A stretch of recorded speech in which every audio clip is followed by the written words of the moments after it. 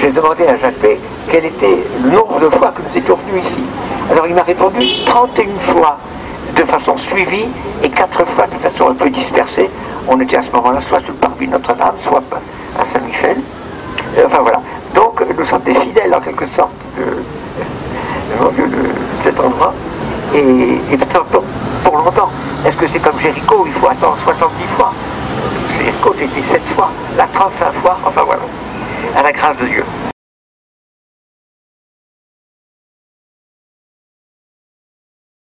Alors, plusieurs choses à vous dire. Évidemment, tout le monde a entendu cette histoire du docteur de Rochambeau. Entre parenthèses, ce nom de Rochambeau est connu depuis l'indépendance des États-Unis.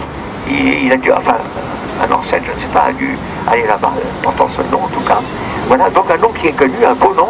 Et mon Dieu, pour dire une chose, une merveille, lui, président du syndicat des gynécologues de France, eh bien, que l'avortement est un homicide. Alors, quelle autorité, enfin, venant de cette parole, n'est-ce pas, venant d'un président gynécologue, et il n'a pas été contredit sur le mot homicide en tout cas. On a parlé de loi, je ne sais pas quoi, mais franchement, alors voilà.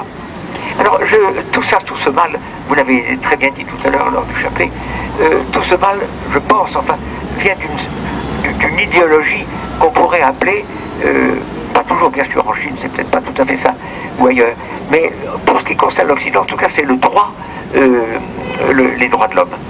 Les droits de l'homme, alors on peut en parler un tout petit peu, les droits de l'homme qui s'imposent, donc comme ça doit se répandre partout. Ce sont les droits de l'homme sans Dieu et contre Dieu. Ça c'est le complot initial. Et ce n'est rien d'autre qu'une forme du péché original. Du péché originel, pardon. Péché originel. Voilà. Et donc, il est intéressant de savoir, de façon extrêmement courte, extrêmement brève, la genèse donc, des droits de l'homme et du citoyen de 1789, donc votée par la Constituante, c'était je crois le 26 août, le 26 août, c'était après la Bastille, voilà, et alors il y avait plus de 300, il y avait pas loin de 600, mais pas tout à fait 600, peut-être 580 membres de la Constituante, plus de 300 étaient francs-maçons.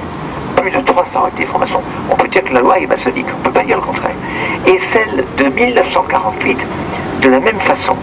Mais alors vous allez voir pourquoi, et ça vous le savez peut-être déjà, que le rédacteur principal en tout cas de cette déclaration universelle, donc Paris le 10 décembre, était un membre de la haute maçonnerie juive, René Cassin. René Cassin.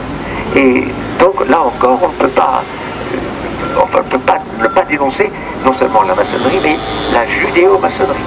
Et ceci, si je parle une seconde, enfin pas très longtemps de ce Bain-Brit, je vous signale, enfin au cas où vous ne sauriez pas, que René Cassin, qui était d'origine juive par son père et par sa mère, a reçu le prix Nobel de la paix en 1968. Prix Nobel de la paix. Vous voyez, la paix sans Dieu, on peut dire. Prix Nobel de la paix. Et voilà, ses cendres sont mises au Panthéon. Alors, une expérience qui est, je dois dire, c'est assez douloureux depuis assez longtemps, je trouve. Nous distribuons des tracts depuis plus de 20 ans. C'était Claude Mallet qui nous avait lancé dans la rue comme ça. Nous étions hier donc devant, à nouveau, on y a été 20 fois, 25 fois, l'Institut catholique, c'est 74 rue de Vaugirard. Donc là nous étions 5, nous distribuions nos tracts, et quelle n'est pas toujours cette surprise d'entendre, mais monsieur, moi je suis athée, de ceux qui sortent et de ceux qui rentrent, pas tous bien sûr, d'autres étaient quand même catholiques, mais d'entendre que jamais il est question dans les murs de parler de l'avortement.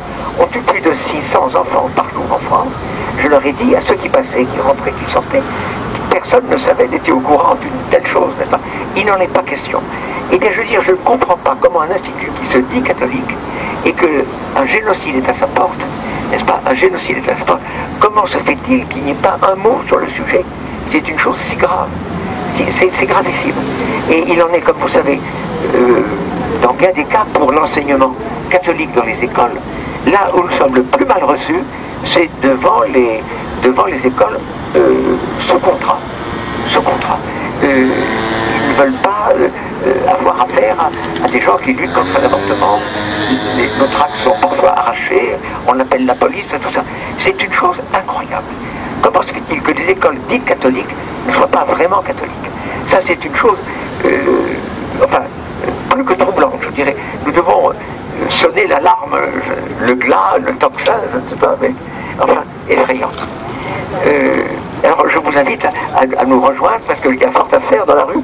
Comme vous voyez, nous y allons le vendredi à 3h de l'après-midi. La prochaine fois, nous sommes tout près d'ici. Nous sommes prêts à l'école de droit d'Assas, qui est à côté d'ici, véritablement. Voilà.